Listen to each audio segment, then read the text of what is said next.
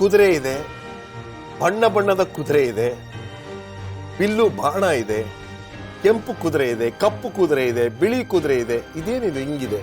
ಇವೆಲ್ಲವೂ ಸಾಂಕೇತಗಳಾಗಿವೆ. ಕುತೂಹಲನ ಮೂಡಿಸುವಂತ ವಿಷಯಗಳು ಇರೋದ್ರಿಂದ ಅದನ್ನು ಓದಬೇಕು ಅನ್ಸ್ತದೆ. ಸೊ ಇದು ಕಥೆನ ನಿಜವಾಗ್ಲೂ ನಡೀತಕ್ಕಂಥ ಪುಸ್ತಕ. ಇದು ಚರಿತ್ರೆ, ಇತಿಹಾಸದಲ್ಲಿ ನಡೆದದ್ದನ್ನ ಮುಂದೆ ಹಾಕ್ಲಿಕ್ಕೆ ನೋಡ್ತೇವೆ. ಕಾರ್ಯಕ್ರಮವನ್ನು ವೀಕ್ಷಿಸಿ. ಅದ್ಭುತವಾಗಿರ್ತಕ್ಕಂಥ ವಿಷಯಗಳು ಈ ಕಾರ್ಯಕ್ರಮದಲ್ಲಿದೆ. Revelation reveal.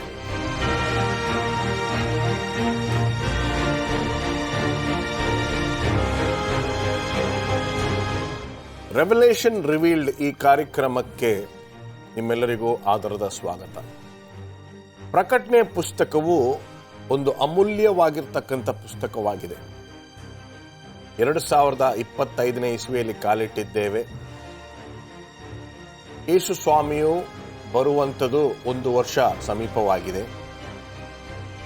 ಈ ಅಂತ್ಯಕಾಲದಲ್ಲಿ ಜೀವಿಸ್ತಾ ಇರತಕ್ಕಂಥ ನಮ್ಮೆಲ್ಲರಿಗೂ ಈ ಸತ್ಯವೇದದ ಕೊನೆಯ ಪುಸ್ತಕವಾಗಿರ್ತಕ್ಕಂಥ ಪ್ರಕಟಣೆಯು ಮಾರ್ಗದರ್ಶನವನ್ನು ನೀಡುವಂಥ ಪುಸ್ತಕವಾಗಿದೆ. ಲೋಕದ ಚರಿತ್ರೆಯ ನೀಲಿ ನಕ್ಷೆ ಇದರಲ್ಲಿ ಇದೆ ಅಂತ ಹೇಳಿದ್ರೆ ತಪ್ಪಾಗೋದಿಲ್ಲ. ಈ ಕಾರ್ಯಕ್ರಮವನ್ನು ನೋಡ್ತಾ ಇರ್ತಕ್ಕಂಥ ನಿಮ್ಮೆಲ್ಲರಿಗೂ ಒಂದೇ ಒಂದು ವಿಷಯ ಹೇಳಲಿಕ್ಕೆ ಇಷ್ಟಪಡ್ತೇನೆ. ಕಾರ್ಯಕ್ರಮವನ್ನು ನೋಡ್ತಾ ಇರ್ತಕ್ಕಂಥ ನೀವು, ಮಾಡ್ತಾ ಇರ್ತಕ್ಕಂಥ ನಾವು, ಇದರಂತೆ ನಡೀತಕ್ಕಂಥವ್ರು ಎಲ್ಲರೂ ಧನ್ಯರು ಅಂತಕ್ಕಂಥದ್ದು ನಾನು ಹೇಳ್ತಾ ಇಲ್ಲ, ಸತ್ಯವೇದ ಹೇಳ್ತಾ ಇಲ್ಲ. ಬನ್ನಿ, ನಿಮ್ಮ ಸತ್ಯವೇದಗಳನ್ನು 6ನೇ ಅಧ್ಯಾಯ 6ನೇ ವಚನಕ್ಕೆ ನಾವು ಹೋಗೋಣ. ಫಸ್ಟ್ ರಾಜದಾಸ್ 6ನೇ ಅಧ್ಯಾಯ 6ನೇ ವಚನ. ಆಮೇಲೆ 4 ಜೀವಿಗಳ ಮಧ್ಯದಿಂದ ರೂಪಾಯಿಗೆ 1 ಸೇರು ಗೋಧಿ, ರೂಪಾಯಿಗೆ 3 ಸೇರು ಜವೆ ಗೋಧಿ, ಎಣ್ಣೆಯನ್ನು ದ್ರಾಕ್ಷಸವನ್ನು ನೀನು ಕೆಡಿಸಬೇಡ ಎಂದು ಹೇಳುವ ಧ್ವನಿಯನ್ನು ನಾನು ಕೇಳಿದೆನು. ತುಂಬ ಈ ಕಾರಣದಿಂದನೇ ಫಸ್ಟ್ ಪ್ರಶ್ನೆ ಯಾರೂ ಪ್ರಕಟಣೆ ಪುಸ್ತಕ ಓದ್ತಾ ಇಲ್ಲ. ಇಲ್ಲಿ ಏನಿದೆ ಇದೆ? ಆಮೇಲೆ 4 ಜೀವಿಗಳು ಮಧ್ಯದಿಂದ ರೂಪಾಯಿಗೆ 1 ಸೇರು ಗೋಧಿ. ತುಂಬ ಇದೊಂದು ಸೈನ್ಸ್ ಥರ ಇದೆ, ಕೆಮಿಸ್ಟ್ರಿ ಫಿಸಿಕ್ಸ್ ಥರ ಇದೆ. ಇದು ಏನಪ್ಪ ಇದು? ಈ ಕಾರಣದಿಂದನೇ I have never heard outside people preach from this particular words. Very rarely, very very very rarely. ನಾವು ಹೋಗೋಣ 4ನೇ ಜೀವಿಯ ಬಗ್ಗೆ ಸ್ವಲ್ಪ.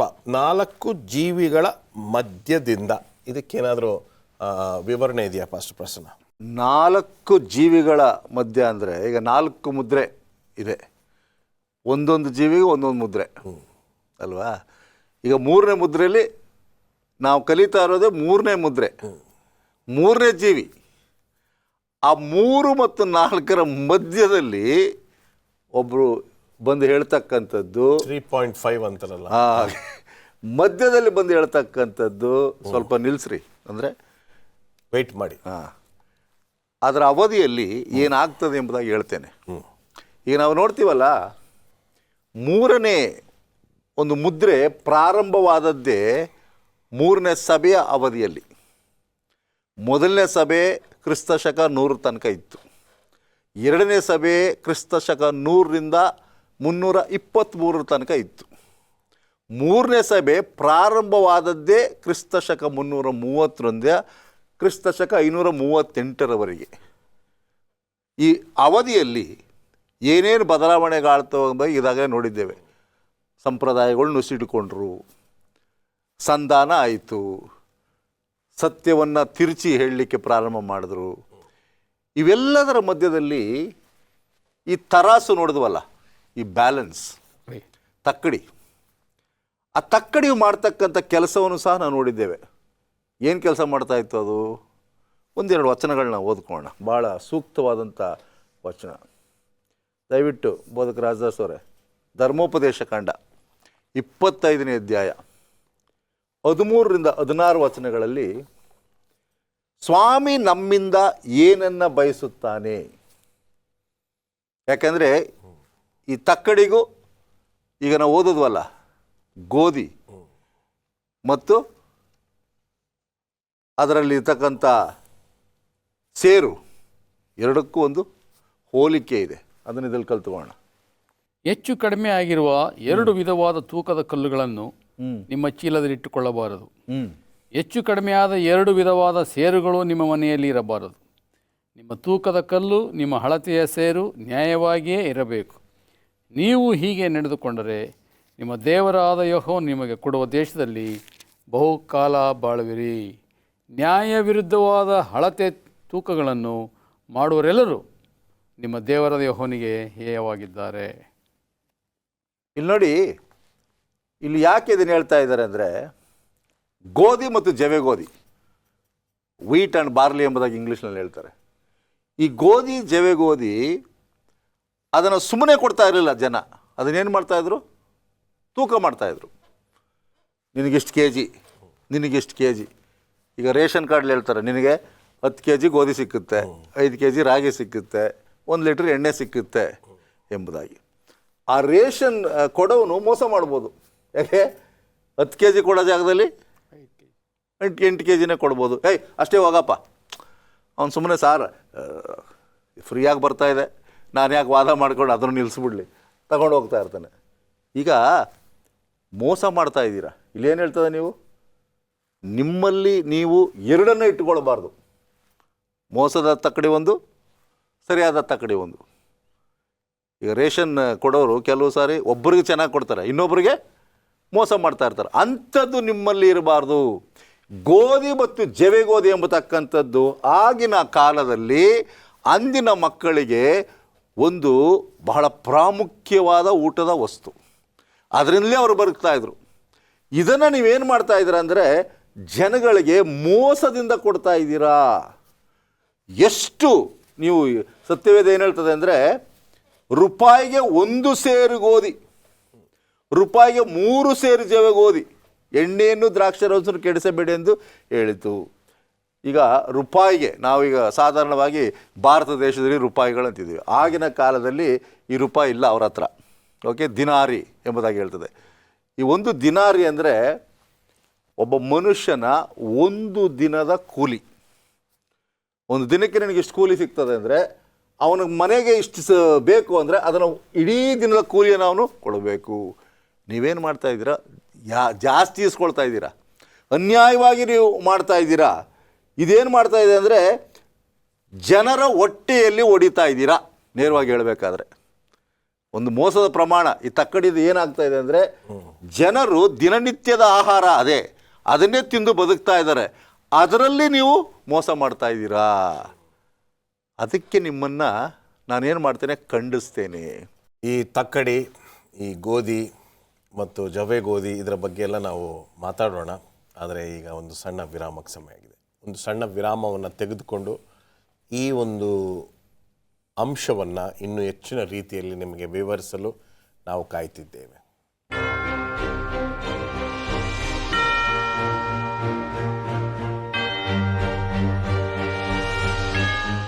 ಈ 6ನೇ ಅಧ್ಯಾಯ 6ನೇ ವಚನದಲ್ಲಿದ್ದೇವೆ.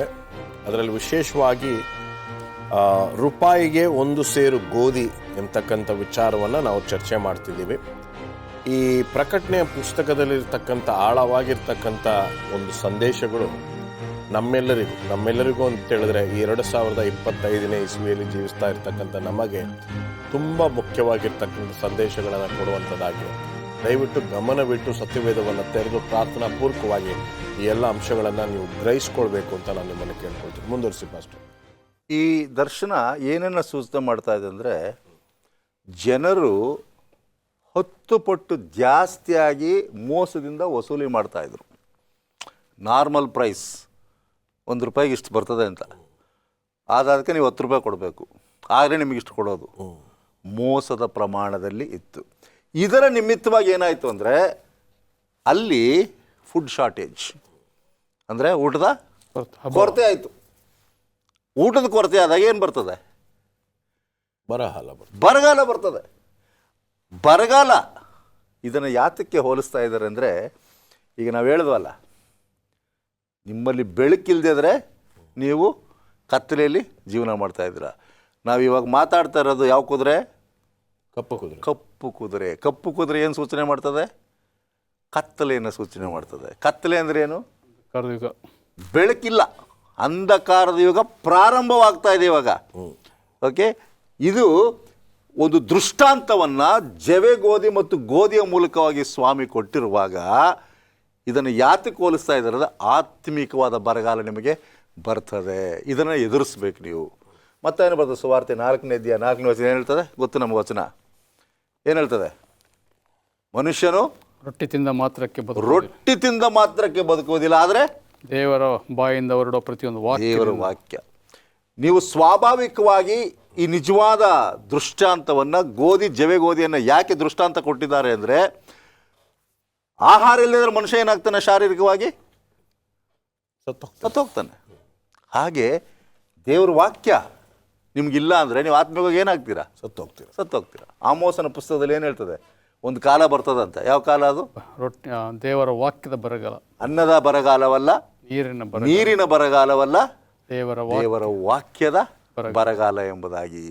ಆ ಬರಗಾಲ ಬರುವುದಕ್ಕಿಂತ ಮುಂಚಿತವಾಗಿ ನೀವು ನಿಮ್ಮನ್ನು ಎಚ್ಚರಿಸ್ಕೊಳ್ಬೇಕು. ಬರಹರು ಹೇಳ್ತಾರೆ, there was a dire deficiency of the word of God ಅಂತ. ದೇವರ ವಾಕ್ಯದ ಬರಗಾಲ ಇತ್ತು. ಹೇಗೆ ಬರಗಾಲ ಶುರುವಾಯಿತು ಅಲ್ಲಿ ಅಂದರೆ, ಯಾರ ಕೈಲೂ ಸತ್ಯವೇದ ಇಲ್ಲ, ಯಾರ ಕೈಲೂ ಸತ್ಯ ಇದು ಎಂಬುದು ಗೊತ್ತಿಲ್ಲ. ಕತ್ತಲೆಯಲ್ಲಿ ಜೀವನ ಮಾಡ್ತಾಯಿದ್ರು. ಕಪ್ಪು ಕುದುರೆಯ ಒಂದು ಅನುಭವ ಏನಪ್ಪ ಅಂದರೆ, ಅಂಧಕಾರದ ಯುಗದಲ್ಲಿ ನೀವು ಕಾಲಿಡ್ತಾ ಇದ್ದೀರಾ ಎಂಬುದಾಗಿ. ಈಗ ಈ ಮುದ್ರೆಗಳನ್ನು ನಾವು ಬಹಳ ದಿನಗಳಿಂದ ಚರ್ಚೆ ಮಾಡ್ತಾ ಇದ್ದೀವಿ. ಇದನ್ನು ನೀವು ಈ ಸಮಯಕ್ಕೆ ಇದು ಸಂದೇಶ, ಈ ಸಭೆಗೆ ಇದು ಸಂದೇಶ ಎಂಬತಕ್ಕಂಥ ಮಾಹಿತಿಯನ್ನು ಕೂಡ ಕೊಡ್ತಾ ಇದ್ದೀರಾ. ಕತ್ತಲೆ ಯುಗ ಶುರುವಾಗಿದೆ ಈ ಒಂದು ವಾಕ್ಯದ ಪ್ರಕಾರ. ಸೊ ಈ ಕತ್ತಲೆ ಯುಗ ಶುರುವಾಗಿರ್ತಕ್ಕಂಥ ಆ ಸಮಯದಲ್ಲಿ ಅಲ್ಲಿರ್ತಕ್ಕಂಥ ಜನರಿಗೆ ಅಥವಾ ಆಗಿದ್ದಂಥ ಜನರಿಗೆ ಈ ಸಂದೇಶ ಹೋಗ್ತಾ ಇದೆ. ಆಗ ಇದ್ದಂಥ ಜನರು ಯಾರು? ಸ್ವಲ್ಪ ಮಾಹಿತಿಯನ್ನು, ಈ ಒಂದು ಕಪ್ಪು ಕುದುರೆ ಅಥವಾ ಕತ್ತಲೆ ಯುಗ ಬರುವ ಸಂದರ್ಭದಲ್ಲಿ the people who are involved during the time of black horse ಯಾರು? ಅವರು ಜನರು ಯಾರು ಅಂತ ಹೇಳಿದ್ರೆ, ಅವರು ಸತ್ಯಕ್ಕಾಗಿ ತಮ್ಮನ್ನು ಮಾರ್ಕೊಂಡವರು, ಸತ್ಯಕ್ಕಾಗಿ ನಿಂತ್ಕೊಳ್ಳಿ. ಅವರು ಸತ್ಯಕ್ಕಾಗಿ ಏನು ಬೇಕಾದ್ರೂ ಮಾಡಿಬಿಡ್ತಾರೆ. ಸತ್ಯವನ್ನು ಕೊಟ್ಟು ಅವರು ತಮ್ಮ ಸ್ವಾರ್ಥಕ್ಕಾಗಿ ತಮ್ಮನ್ನು ಮಾರ್ಕೊಳ್ತಾ ಇದ್ರು. ಇಲ್ಲಿ ಏನನ್ನು ಮಾರ್ಕೊಂಡ್ರು ಅಂತ ನಾವು ಕೇಳುವಾಗ ಸಹಜವಾಗಿ ನಾವು ನೋಡ್ತೇವೆ, ಸತ್ಯ ಯಾವುದಿತ್ತು? ಫಸ್ಟ್ ಪ್ರಸನ್ನ ಹೇಳಿದಾಗೆ 321 ಶತಮಾನ ತನಕ ಸಬ್ಬದ್ದಿನೇ ಆರಾಧನೆ ಮಾಡ್ತಾಯಿದ್ರು. ಆದರೆ ಈ 3ನೇ ಕುದುರೆ ಸಮಯದ ನೋಡುವಾಗ ಏನಾಯ್ತಂದರೆ, ಸಬ್ಬತ್ತನ್ನು ಅವ್ರು ಬಿಟ್ಕೊಟ್ಟು ಭಾನುವಾರಕ್ಕೆ ತಿರುಗಿಸ್ಬಿಟ್ರು, ಭಾನುವಾರ ಆಚರಣೆಗೆ ಬಂದುಬಿಟ್ರು. ಅದೇ ರೀತಿ ಸತ್ಯದಿರ್ತಕ್ಕಂಥ ಎಲ್ಲ ಸತ್ಯಾರ್ಥ ವಿಷಯಗಳನ್ನು ಅವ್ರು ಏನು ಮಾಡಿದ್ರು? ಕಾಂಪ್ರಮೈಸ್, ಸಂಧಾನ ಮಾಡಿಕೊಂಡ್ರು. ನೋ ಪ್ರಾಬ್ಲಮ್, ಇದಾದರೂ ನಡೀತದೆ. ಯಾಕಂದರೆ ದೀಕ್ಷಾಸ್ನಾನದ ಬಗ್ಗೆ ಇತ್ತು. ದೀಕ್ಷಾಸ್ನಾನ ಹೇಗಿತ್ತು? ಮುಳುಗಿಸುವ ದೀಕ್ಷಾಸ್ನಾನ. ಆ ಮುಳುಗಿಸುವ ದೀಕ್ಷಾಸ್ನಾನ ಏನಂತೇಳಿ ಪೌಲ ಭಾಳ ಸ್ಪಷ್ಟವಾಗಿ ರೋಮಾಪುರದವ್ರಿಗೆ ಬರೆದ ಪತ್ರಿಕೆಯಲ್ಲಿ ಹೇಳ್ತಾನೆ. ಯೇಸು ಕ್ರಿಸ್ತನ ಜೀವನ, ಮರಣ, ಪುನರುತ್ಥಾನವನ್ನು ಸೂಚಿಸ್ತಂಥದ್ದು. ಆದರೆ ನಂತರ ನೋಡ್ತೇವೆ, ಈ ಒಂದು ಸಭೆಯಲ್ಲಿ ಚಿಮಿಕ್ಸುವ ದೀಕ್ಷಾಸ್ನಾನ ಬಂದುಬಿಡ್ತು. ಜನ ಏನಾದರೂ ಅಂದರೆ ನೋ ಪ್ರಾಬ್ಲಮ್, ಏನಂತೆ?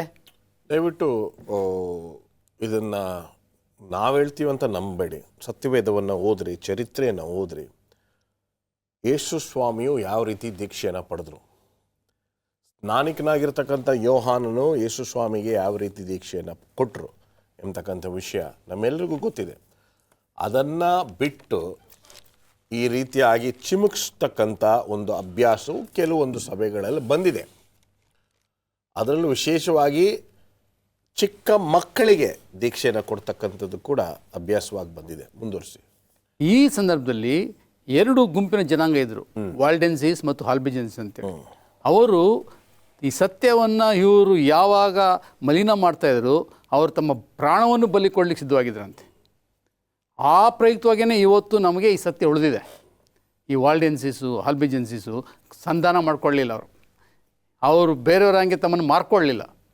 ಇವತ್ತು we want people who are not bought and sold ಅಂತ. ಅದಕ್ಕೆ ಎಲ್ಲ ನೋಡಿದವ್ರು ಹೇಳ್ತಾರೆ ಪುಸ್ತಕ ಎಜುಕೇಷನಲ್ಲಿ, ನಮ್ಗೆ ಎಂಥ ಜನರು ಬೇಕಂದರೆ ತಮ್ಮನ್ನು ಮಾರ್ಕೊಳ್ಳದೆ ಇರೋರು, not bought and sold but stand for the right like the needle to the pole ಅಂತ ಯಾವುದು, ಅಂಥ ಜನರು ಅಂಥವರೇ ವಾಲ್ಡೆನ್ಸಿಸ್, ಹಾಲ್ಬಿಜೆನ್ಸ್ ಆಗಿದಂತೆ.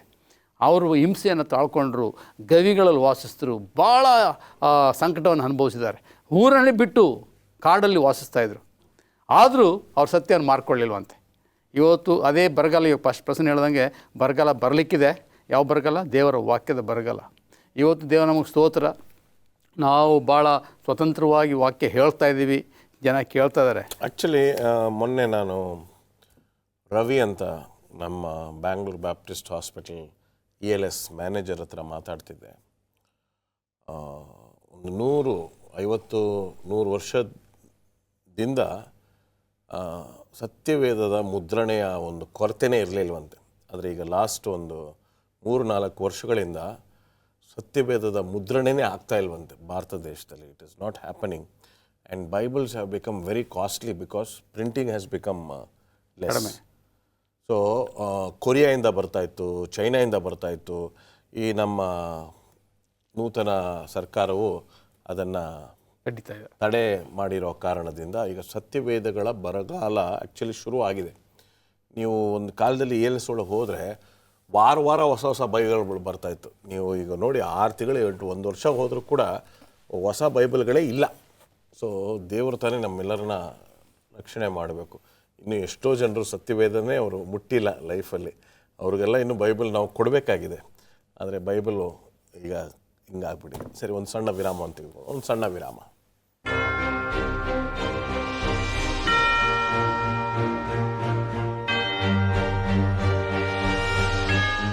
6ನೇ ಅಧ್ಯಾಯ 6ನೇ ವಚನ ಅದ್ಭುತವಾಗಿರ್ತಕ್ಕಂಥ ವಿಷಯಗಳನ್ನು ನಾವು ಚರ್ಚೆ ಮಾಡ್ತಿದ್ದೀವಿ.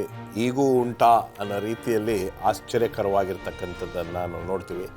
ಕತ್ತಲೆ ಯುಗಕ್ಕೆ ಬಂದಿದ್ದೇವೆ. ಕತ್ತಲೆ ಯುಗದಲ್ಲಿ ಬಂದಿರತಕ್ಕಂತಹ ದೇವರ ವಾಕ್ಯದ ಬರಗಾಲ ಯಾವ ರೀತಿ ಬಂದಿದೆ. ವಾಲ್ಡನ್ಷಿಯರ್ಸ್ ಅಂತಕ್ಕಂಥ ಉನ್ನತವಾಗಿರ್ತಂಥ ಜನರು ಯೇಸು ಕ್ರಿಸ್ತನಿಗೋಸ್ಕರ ಮತ್ತು ಸತ್ಯಕ್ಕಾಗಿ ತಮ್ಮ ಪ್ರಾಣವನ್ನೇ ಬಿಟ್ಟಂಥ ಜನರ ಬಗ್ಗೆ ನಾವು ಕಲಿತಾ ಇದ್ದೀವಿ. For those of you are watching this programme for the first time, ಮೊದಲನೇ ಸಾರಿ ನೋಡ್ತಾ ಇರ್ತಕ್ಕಂಥವ್ರು, ಈ ಒಂದು ಚರಿತ್ರೆ ಬಂದು ಸೆವೆಂತ್ ಡೇ ಅಡ್ವೆಂಟಿಸ್ಟ್ ಚರಿತ್ರೆ ಅಲ್ಲ, ಕ್ರೈಸ್ತಿಯ ಚರಿತ್ರೆ. ಲೋಕದಲ್ಲಿ ಇರ್ತಕ್ಕಂಥ ನಡೆದೇ ಕಂಡು ಇರ್ತಕ್ಕಂಥ ಒಂದು ಚರಿತ್ರೆ ಆಗಿದೆ. ಸೊ ನಾವು ಹೇಳೋದನ್ನು ದಯವಿಟ್ಟು ನಂಬೇಡಿ, ನೀವು ಸ್ವಲ್ಪ ರಿಸರ್ಚ್ ಮಾಡಿ ನೋಡಿ ನಾವು ಹೇಳ್ತಾ ಇರ್ತಕ್ಕಂಥದ್ದು ನಿಜಾನ ಸುಳ್ಳ ಎಂಬತಕ್ಕಂಥದ್ದನ್ನು. ಮುಂದುವರಿಸಿ ಪಾಸ್ಟರ್ ರಾಜದಾಸ್. ನಂತರ ಸಭೆ ಹೇಗಿತ್ತು ಅಂತ ಹೇಳಿದ್ರೆ ಭಾಳ ಸೌಜನ್ಯವಾಗಿತ್ತು. ಜನ ದೇವರ ಭಯಭಕ್ತರಿದ್ದರು. ಆದರೆ ಈ ಸಂದರ್ಭದಲ್ಲಿ ಬಂದಾಗ ಏನಂದರು, ಜನ ಹೊಟ್ಟೆ ಬಾಕರಾದರು, ಕುಡುಕುತನ ಶುರುವಾಯಿತು, ದುಂದೌತಣ ಶುರುವಾಯಿತು. ಭಾಳ ಸ್ಪಷ್ಟವಾಗಿ ಸ್ವಾಮಿ ಖಂಡಿಸ್ತಾನೆ. ಗ್ಲಟನಿ ಅಂದರೆ ಹೊಟ್ಟೆ ಬಾಕ್ತನ. ಇದು ಸೈತಾನನ ಗುಣಲಕ್ಷಣ. ಕ್ರೈಸ್ತರಲ್ಲಿ ದೇವರ ಮಕ್ಕಳಲ್ಲಿ ಏನಿರಬೇಕಂದ್ರೆ ಮಿತವ್ಯಯ ಇರಬೇಕು. ಟೆಂಪ್ರೆನ್ಸ್ ಎಲ್ಲದರೂ ಮಿತವಾಗಿ. ಮಿತ ಅಂತ ಹೇಳಿದ್ರೆ ಸ್ವಲ್ಪ ಕುಡಿಬೋದು, ಸ್ವಲ್ಪ ನೀವು ಮಾಂಸ ತಿನ್ಬೋದು, ಸ್ವಲ್ಪ ನೀವು ಮದ್ಯಪಾನ ಕುಡಿಬೋದು ಅಂತ ಹೇಳ್ತಾರೆ. ಮದ್ಯಪಾನ ಮಾಂಸಭಕ್ಷಕರಾಗಲಿ ಯಾವುದು ಹೊಟ್ಟೆ ಭಕ್ತನಾಗಲಿ ಮಿತವಾಗಲ್ಲ, ಸಂಪೂರ್ಣವಾಗಿ ನಿರಾಕರಿಸ್ಬೇಕು. Saying no to these things is temperance. ಇದನ್ನು ಜನ ಡಿಕ್ಷನರಿ ನಿಘಂಟಿನ ಅರ್ಥ ತಗೊಳ್ತಾರೆ. ಟೆಂಪ್ರೆನ್ಸ್ ಅಂದರೆ ಮಾಡ್ರೇಟ್, ಸ್ವಲ್ಪ ತಗೊಂಡ್ರೆ ಏನಲ್ಲ, ಸ್ವಲ್ಪ ಮದ್ಯಪಾನ ಮಾಡಿದ್ರೆ, ಸ್ವಲ್ಪ ಧೂಮಪಾನ ಮಾಡಿದ್ರೆ, ಅತಿಯಾಗಿ ಮಾಡಬಾರ್ದು, ಮಿತವಾಗಿ ಮಾಡಬಾರ್ದು. ಇದು ಸಹ ಸೈತನ ಕುತಂತ್ರ. ಈ ರೀತಿಯಾಗಿ ಸಭೆಗೆ ಇಂತಹ ತತ್ವಗಳು ಬಂದು ಇವತ್ತು ನಮ್ಮ ಸಭೆಗಳಲ್ಲಿ ದೊಡ್ಡ ದೊಡ್ಡ ಔತಣಗಳನ್ನು ಕಾಣ್ತೇವೆ. ಜನ ಹಸ್ಕೊಂಡು ಸಾಯ್ತಾ ಇದ್ದಾರೆ, ಆದರೆ ಇಲ್ಲಿ ಹುಂಡು ವ್ಯರ್ಥವಾಗಿ ವೇಸ್ಟ್ ಮಾಡ್ತಾ ಇದ್ದಾರೆ. ಇದೆಲ್ಲವೂ ಸಹ ಸಭೆಯಲ್ಲಿ ನುಸ್ಲಿದೆ. ಇವತ್ತು ಕ್ರೈಸ್ತಿಯ ದೊಡ್ಡ ದೊಡ್ಡ ಸಭೆಗಳಲ್ಲಿ ಉಣ್ಣೋದು, ಕುಡಿಯೋದು, ಮೋಜು ಮಾಡೋದು ಭಾಳ ಇದಾಗ್ಬಿಟ್ಟಿದೆ, ಪ್ರಸಿದ್ಧಿ ಆಗ್ಬಿಟ್ಟಿದೆ. ಆದರೆ ಸಭಿಕರು ಕೇಳ್ತಾರೆ, ಅರೆ ನಮ್ಮವ್ರು ಹೀಗೆ ಮಾಡ್ತಾರೆ, ಅವ್ರಿಗೆ ಗೊತ್ತಿಲ್ಲ ಏನು ಮಾಡ್ತಾರೆ ಅಂತೇಳಿ. ಇಂಥದನ್ನು ತಿಳ್ಕೊಂಡು ಪ್ರಯುಕ್ತವಾಗೇ ಮಾರ್ಟಿನ್ ಲೂಥರ್ ಏನು ಮಾಡ್ದ, ಪ್ರತಿಭಟಿಸ್ದ. ನಮಗೆ ರಕ್ಷಣೆ ಆಗಬೇಕಾದದ್ದು ನಂಬಿಕೆಯಿಂದ. ಆದರೆ ಇವ್ರು ಏನು ಮಾಡ್ತಿದ್ದಾರೆ, ನನಗೆ ಹತ್ತು ತೊಗೊಂಡು ಬನ್ನಿರಿ, ಹಿತ್ತು ತೊಗೊಂಡು ಬನ್ನಿ ಅಂತ ಜನಗಳನ್ನು ಬೇಡಿ ಈಸ್ಕೊಂಡು ಇವರು ಮಜಾ ಮಾಡ್ತಿದ್ದಾರೆ. ಇಂತಹ ಕಾರ್ಯಗಳು ಸಭೆಯಲ್ಲಿ ನುಸ್ಲಿ ದೇವರ ನಾಮಕ್ಕೆ ಅಪಕೀರ್ತಿಯನ್ನು ತರುವಂಥ ಪರಿಸ್ಥಿತಿ ಆಗಿತ್ತು. ಹೇಳಿ ಪಾಸ್ಟರ್ ಪ್ರಸನ್ನ. ಇಲ್ಲಿ ಸ್ವಲ್ಪ ಇನ್ನೊಂದು ವಿಧದಲ್ಲಿ ಅರ್ಥ ಮಾಡ್ಕೊಳ್ಬೇಕು. ಒಂದು ಸೇರಿಗೆ ಗೋಧಿ ರೂಪಾಯಿಗೆ 3 ಸೇರು. ಇದೇನಪ್ಪ ಅಂದರೆ ಏನು ತೋರಿಸ್ತದೆ ಅಂದರೆ ಸಭೆಯು ಲೋಕದ ಕಡೆ ಹೋಲ್ತಾ ಇದೆ. ಹಣಕ್ಕೋಸ್ಕರ ಎಲ್ಲವನ್ನ ಮಾರ್ಕೊಳ್ಳಿಕ್ಕೆ ಸಿದ್ಧರಾಗಿದ್ದಾರೆ ಎಂಬುದಾಗಿ. ಉದಾಹರಣೆಗೆ ಯೇಸು ಕ್ರಿಸ್ತನ ಕಾಲದಲ್ಲಿಯೇ ಯೇಸು ಸ್ವಾಮಿಯನ್ನು 30 ನಾಣ್ಯಗಳಿಗೆ ಯಾರು ಮಾರಿದ್ರು? ಯೂದ ಮಾರ್ದ. ಹಣದಾಸೆ. ಸ್ವಾಮಿಯನ್ನು ಹಿಡ್ಕೊಟ್ರೆ ನೀವು ಇಷ್ಟು ಕೊಡ್ತೇನೆ ಅಂದ ತಕ್ಷಣ ಹಣದಾಸೆ. ಇವತ್ತು ಸಹ ಆ ಹಣದ ಆಸೆ ತುಂಬಿಕೊಂಡು ನಾವು ತತ್ವಗಳನ್ನು ಮಾರ್ತಾ ಇದ್ದೇವೆ, ನೀತಿಯನ್ನು ಮಾರ್ತಾ ಇದ್ದೇವೆ. ಹಣಕ್ಕೋಸ್ಕರ ನಾನು ಏನು ಬೇಕಾದರೂ ಮಾಡಲಿಕ್ಕೆ ಸಿದ್ಧನಾಗಿದ್ದೇನೆ. ಇದನ್ನೇ ತಾನೇ ನಾವು 10ನೇ ಆಜ್ಞೆ ಕವಚಸ್ನೆಸ್ ಎಂಬುದಾಗಿ ಹೇಳ್ತಿರೋದು. ದುರಾಶೆ, ಆಸೆ ಪಡಬಾರ್ದು. ಆಸೆಯೇ ದುಃಖಕ್ಕೆ ಕಾರಣ ಎಂಬುದಾಗಿ ಹೇಳುವಾಗ ಸ್ವಾಮಿ ತಮ್ಮ ವಾಕ್ಯದಲ್ಲಿ ಹೇಳ್ತಾ ಇದ್ದಾನೆ, ಇದೆಲ್ಲ ಏನಪ್ಪ ಅಂದರೆ ಪೀಪಲ್ ವಾಂಟ್ ಸೆಲ್ಫ್ ಗ್ರ್ಯಾಟಿಫಿಕೇಷನ್, ಸಂತೃಪ್ತಿ. ನಾನು ಸಂತೋಷವಾಗಿರಬೇಕು, ನನ್ನ ಕುಟುಂಬ ಚೆನ್ನಾಗಿರಬೇಕು, ನಾನು ಆಳ್ಕಾರ ಹೋಗ್ತೇನೆ ಎಂಬುದಾಗಿ. ಈ ಜವೆಗೋದಿಯನ್ನು ಇನ್ನೊಂದು ರೀತಿಯಲ್ಲಿ ಹೇಳುವಾಗ there is a spirit of commercialism, ಅಂದರೆ ವ್ಯಾಪಾರ ಪರಿಸ್ಥಿತಿ ಬಂದ್ಬಿಟ್ಟಿದೆ. ಎಲ್ಲದಕ್ಕೂ ವ್ಯಾಪಾರ. ಈಗ ಕೆಲವು ಎಲ್ಲವನ್ನ ಲಾಭದ ದೃಷ್ಟಿಯಲ್ಲಿ ಲಾಭದ ಇದು ಕೊಟ್ಟರೆ ನನಗೇನು ಸಿಗುತ್ತೆ. ಈಗ ಎಷ್ಟೋ ಜನ ನಿಮ್ಮನ್ನು ಕೇಳ್ಬೋದು, ನಾವು ಸಭೆಗೆ ಬಂದರೆ ಏನು ಕೊಡ್ತೀರಾ ನೀವು? ಇಲ್ಲ, ಕೇಳಿದ್ದಾರೆ ಅಲ್ವಾ? ಸ್ವಾಭಾವಿಕವಾಗಿ ನಾವು ಹೇಳೋದು ಇಷ್ಟೇ, ನಾವೇನು ಕೊಡಲ್ಲ ನಿಮ್ಮ ಸಭೆಗೆ, ಸತ್ಯ ಕೊಡ್ತೀವಿ. ಸತ್ಯ ಬೇಕಾದ್ರೆ ಬನ್ನಿ, ಆ ಸತ್ಯ ನಿಮ್ಮನ್ನು ಬಿಡುಗಡೆ ಮಾಡ್ತದೆ ಎಂಬುದಾಗಿ. ಇವ್ರಿಗೆ ಕನ್ಸೆಷನ್ ಸಿಗ್ತದೆ, ಇದು ಸಿಗ್ತದೆ ಎಂಬುದಾಗಿ. ಈಗ ಕೆಲವು ಸಂಪ್ರದಾಯ ಹೇಳಿದ್ರೆ ನಾನು ಸಂಕ್ಷಿಪ್ತವಾಗಿ ನಾವು ಸಂಗ್ರಹಿಸಬೇಕಾದ್ರೆ ಹೇಳ್ತದೆ, ಹುಟ್ಟುವಿಕೆಯಲ್ಲಿ ಬದಲಾವಣೆ ತಂದರು, ಓಕೆ, ದೀಕ್ಷಾ ಸ್ನಾನದಲ್ಲಿ ಬದಲಾವಣೆಯನ್ನು ತಂದರು, ಮತ್ತು ಮದುವೆಯಲ್ಲಿ, ಸಾವಿನಲ್ಲಿ, ಸಾವಿನ ನಂತರ, ಆಮೇಲೆ ಇನ್ನೊಂದು ಪರ್ಗೇಟ್ರಿ, ಅಂದರೆ ಮನುಷ್ಯ ಪರಲೋಕಕ್ಕಿಲ್ಲ ನರಕ ಮಧ್ಯಸ್ಥಿಕೆಯಲ್ಲಿ ಇರ್ತಾನೆ. ನಾವು ನಿಮ್ಗೆ ಜಪ ಮಾಡಿದ್ರೆ ಮೇಲೊಂಟೋಗ್ತಾನೆ, ನೀವು ಸಮಾಪನೆ ಕೇಳಲಿಲ್ಲ ಕೆಳಗೊಂಟೋಗ್ತಾನೆ. ಇವೆಲ್ಲವನ್ನ ತಂದು ಇವೆಲ್ಲದಕ್ಕೂ ಅವ್ರು ಸುಮ್ಮನೆ ಮಾಡ್ತಾ ಇರಲಿಲ್ಲ. ಹಣ, ವ್ಯಾಪಾರ, ಇಷ್ಟು ಕೊಟ್ಟರೆ ಇಷ್ಟು, ಇದನ್ನು ಮಾಡ್ತಾ ಇದ್ದೀವಿ ಎಂಬುದು. ಎಷ್ಟರ ಮಟ್ಟಿಗೆ ಅವ್ರು ಹೋಗಿದ್ರು ಅಂದರೆ, ಒಬ್ಬ ಬಿಷಪ್ ಅಥವಾ ಅಧಿಕಾರಿ ಅಪಾಯಿಂಟ್ ಆಗಬೇಕಾದ್ರೂ, ನೇಮಕ ಆಗಬೇಕಾದ್ರೂ ಹಣ ಕೊಟ್ಟೇ ನೀವು ಆಗಬೇಕು. ಹಣ ಇಲ್ಲದೆ, ಬೇರೆಯವರ ನಿಮ್ಗೆ ಬೆಂಬಲ ಇಲ್ಲದೆ ನೀವು ಆಗಲಿಕ್ಕೆ ಸಾಧ್ಯ ಇಲ್ಲ. ಸೊ ಇದು ಎಲ್ಲಿಗೆ ಬಂದಿದೆ ಅಂದರೆ ಸಭೆಯೊಳಗೆ ಬಂದಿದೆ. ಒಂದು ಕಾಲದಲ್ಲೆಲ್ಲ ನಿಜವಾಗ್ಲೂ ಸತ್ಯವೇದದಲ್ಲಿ ನಾವು ನೋಡ್ತಕ್ಕಂಥದ್ದು ನಾಯಕರನ್ನು ದೇವರೇ ನೇಮಕ ಮಾಡ್ತಕ್ಕಂಥದ್ದು. ಆದರೆ ಈ ಕತ್ತಲೆ ಯುಗದಲ್ಲಿ ನಾಯಕರುಗಳು ಯಾವ ಮಟ್ಟಕ್ಕೆ ಹೋದರು ಅಂತ ಹೇಳಿದ್ರೆ, ಹಣ ಕೊಟ್ಟು ಸ್ಥಾನಮಾನವನ್ನು ಪಡ್ಕೋತಾ ಇದ್ರು. ನಾವು ಈ 6ನೇ ಅಧ್ಯಾಯ ಮತ್ತು ಈ ಒಂದು ವಿಚಾರದ ಬಗ್ಗೆ ನಾವು ಕಲಿಬೇಕಾದ್ರೆ, ನಾವು ಈ ಒಂದು ಸಭೆಯ ನಾವು ಕೂಡ ಎಲ್ಲೋ ಒಂದು ಕಡೆ ಇದನ್ನು ಪ್ರಾಬಬ್ಲಿ ನಾಟ್ ಕಾಸಿಲ್ಲದೆ ಇರಬಹುದು, ಐ ಡೋಂಟ್ ನೋ. ನಾನು ಕೆಲವೊಂದು ಬೇರೆ ಸಭೆಗಳಲ್ಲಿ ಎಲೆಕ್ಷನ್ ಆಗ್ತಕ್ಕಂಥದ್ದನ್ನು ನೋಡಿದ್ದೀನಿ, ಆಫೀಸ್ ಎಲೆಕ್ಷನ್ಗಳನ್ನು ಆಗ್ತಕ್ಕಂಥದ್ದು. ಆಶ್ಚರ್ಯಕರವಾಗಿರ್ತಕ್ಕಂಥ ವಿಚಾರಗಳನ್ನು ಕೊಡ್ತಾರೆ, ಫುಲ್ಲು ಹಾಫು ಅಂತ ಆಶ್ಚರ್ಯಕರವಾಗಿರ್ತಕ್ಕಂಥ. ಇದನ್ನು ನಾವು ಆಶ್ಚರ್ಯ ಪಡಬೇಕಾಗಿಲ್ಲ, ಯಾಕಂದರೆ ಆ ನಡೆದು ಈಗಲೂ ನಡೀತದೆ. ಎಲ್ಲರೂ ಮಾಡದೇ ಇರ್ಬೋದು, ಬಟ್ ಎಲ್ಲೋ ಒಂದು ಕಡೆ ಅದು ನಡೀತಾನೆ ಇರ್ತದೆ. ಇಲ್ಲ, ಕೆಲವು ಸಭೆಗಳಲ್ಲಿ ಈ ಮದ್ಯಪಾನ ಎಂಬತಕ್ಕಂಥದ್ದು ಎಲೆಕ್ಷನ್ವರೆಗೂ that becomes a important point in election. I can prove you after the show, you can come and ask me, I will tell you this, I can prove to you. ನಾವು ಸುಮ್ಮನೆ ಮಾತಾಡಬೇಕು ಅಂತ ಮಾತಾಡ್ತಿಲ್ಲ. ಯಾವ ಮಟ್ಟಕ್ಕೆ ನಮ್ಮ ಕ್ರೈಸ್ತಿಯ ಸ್ಥಾನ ಹೋಗಿದೆ ಅಂತ ಹೇಳಿದ್ರೆ, ಅದಕ್ಕೆ ನಾನು ಹೇಳೋದು, greatest enemy for Christians are Christians themselves, not the outside people. And ಕತ್ತಲೆ ಯುಗದಲ್ಲಿ ನಾವು ಕಲಿಬೇಕಾಗಿರ್ತಕ್ಕಂಥದ್ದು ಬಹಳಷ್ಟು ವಿಚಾರಗಳಿವೆ. Money plays a very important role during this time, and we may have to ask ourselves whether it is playing the same role even today.